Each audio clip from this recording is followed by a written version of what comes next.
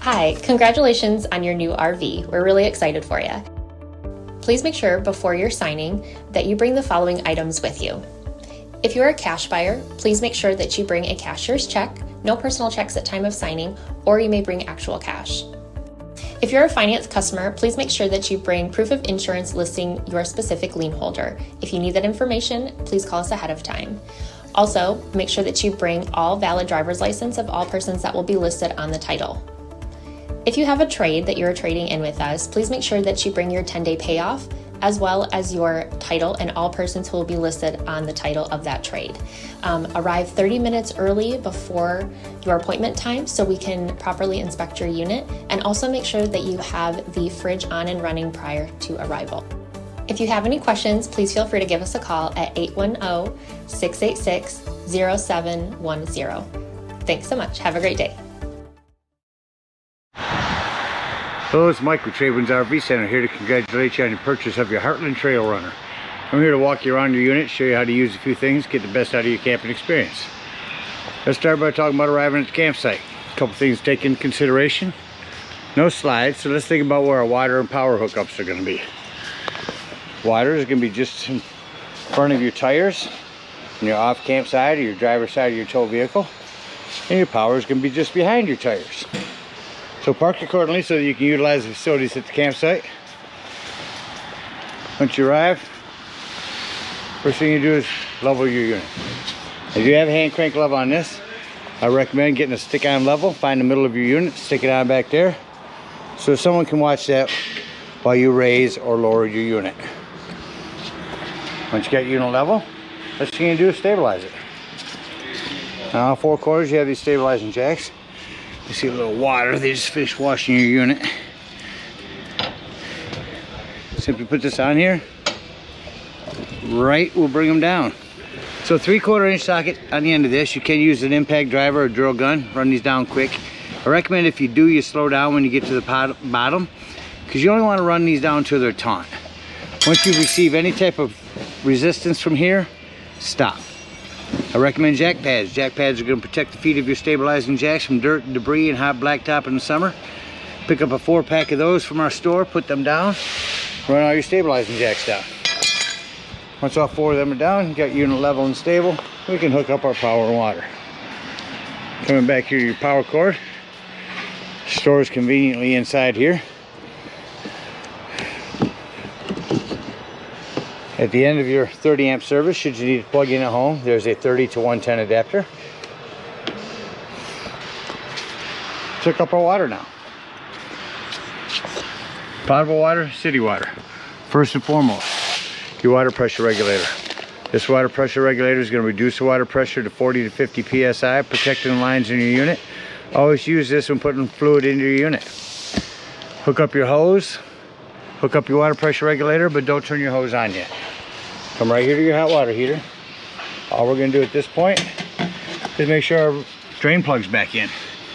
Get your drain plug back in there nice and tight. Once you do, you can go ahead and turn it on from it, or turn your hose on. Once your hose has been on for a little while, come up here to this pressure release valve, pull on that, let the air out of your lines. Go inside, open up your hot water tap. Once water's flowing in there, it won't be hot yet, but once water's flowing in there, you can shut that off. You know your hot water heater's full and you can turn it on from indoors. Now if you're gonna go dry docking, not gonna hook up to city water, right next to your city water is your potable water tank. Simply fill that with a hose. 2 ways to tell when it's full. One, there's an overflow valve right here, easiest way.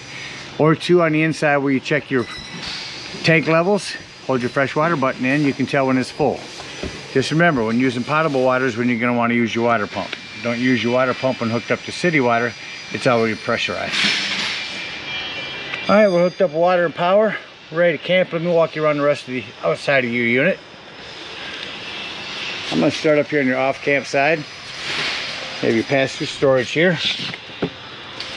Goes all the way through to the other side. Your stabilizing jack.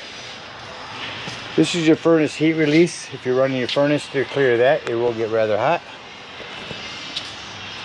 Again, potable water, city water, hot water heater. Above that's a vent for your microwave. This is access to the back of your fridge if you ever need it serviced. outdoor shower, your black tank flush, or excuse me, your cable hookup, your 110, and down here is where you dump all your black tanks, black and gray tanks. Here's your low point drain. We'll dump those when leaving the campsite. Your spare tire, storage back here, another stabilizing jack, your awning, you got that down at an angle right now as they're washing it all off for you. 110, they actually already have a level for you on this unit, and you're nice and level right now. Around the other door to your passenger storage, stabilizing jack.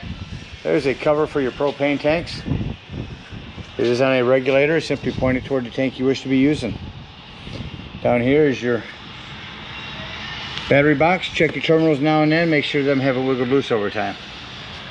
That about covers everything out here. Let's take a look on the inside. Okay, so coming up inside the unit, first thing I like to point out is a fire extinguisher. Make sure that you and everyone that's camping with you knows the fire extinguisher is located at the entry doorway in case of an emergency. Up here's your lighting.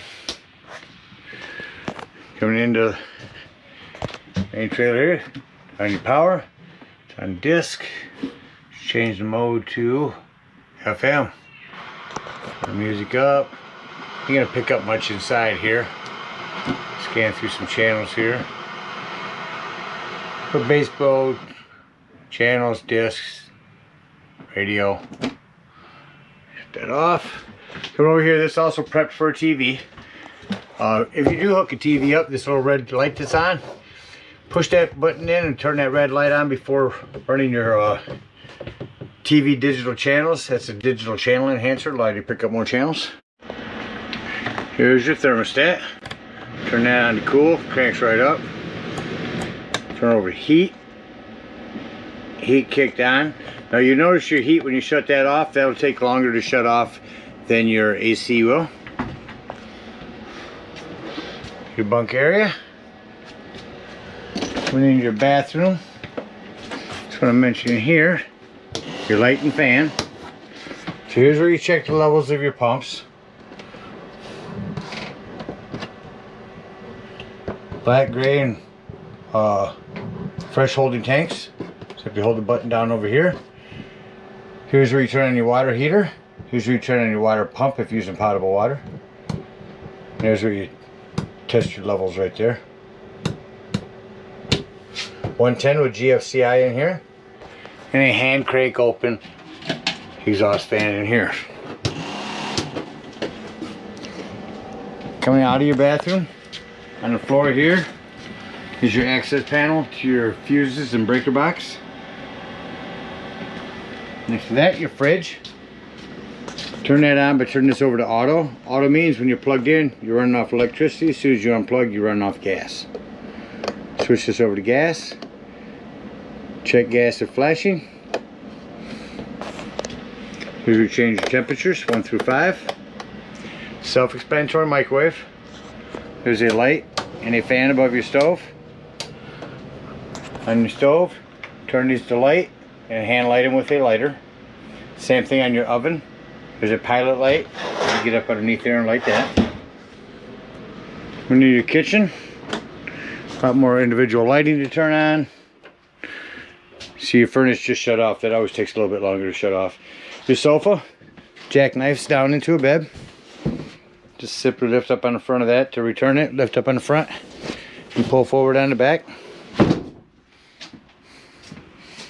Back in your bedroom. Get your lighting here. Individual lighting up underneath the bed. Up here it's also prepped for a TV. 110 and US and cable there.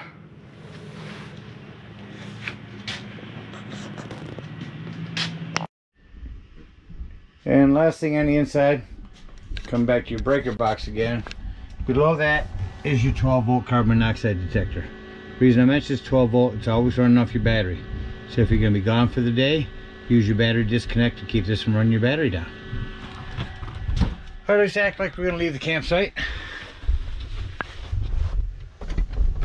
First thing you need to do is go through your unit. and shut off all of your lighting. I like to return to the front here, shut off this lighting, because then I can see all the individual lighting that I need to go through and shut off.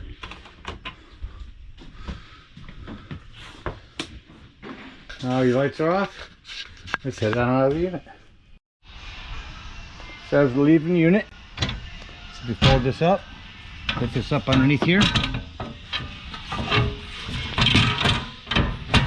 Get your door in. Lock and deadbolt your door. Go around and unhook your cable and water. Bring up your stabilizing jacks. Once you make sure your water is unhooked, you're going to come here and open up these low point drains. Here comes your hot water heater. You're going to pull up on this pressure release valve. Let that hold up like that. That's going to go ahead and drain all your hot water out of here. Close that, well, most of it. And then you go ahead and pull your drain plug down here. Get your drain plug pulled.